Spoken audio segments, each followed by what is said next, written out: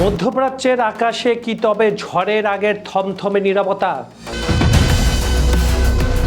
দীর্ঘ 12 দিনের ভয়াবহ ক্ষেপণাস্ত্র আর বোমা বর্ষণের পর অবশেষে পারস্য উপসাগরে কাটল অলৌকিক শান্ত রাত।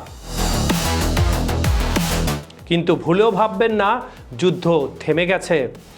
একদিকে হোয়াইট হাউসের হট অ্যান্ড কোল্ড কূটনীতি আর মার্কিন প্রেসিডেন্ট ডোনাল্ড ট্রাম্পের একচ্ছত্র আধিপত্য বিস্তারের নিখুঁত চাল।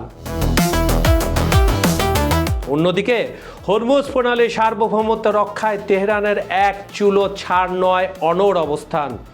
ইরানি বন্দরগুলোতে মার্কিন সামুদ্রিক অবরোধের জবাব দিতে প্রস্তুত ইরানও। কিন্তু প্রশ্ন হলো, ওয়াশিংটনের পরমাণু চাপ ও অর্থনৈতিক ব্লকেডের মুখে কতদিন, কতটা সময় টিকবে তেহরান? নাকি বিশ্ব অর্থনীতি ধ্বংস করে দিয়ে হরমুজের এই সরু জলপথই হতে চলেছে তৃতীয় বিশ্বযুদ্ধের প্রধান যুদ্ধক্ষেত্র?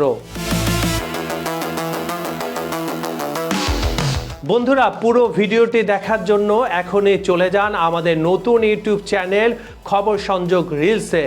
লিংক দেওয়া আছে স্ক্রিনে ও কমেন্ট বক্সে। দেরি না করে চলে আসুন।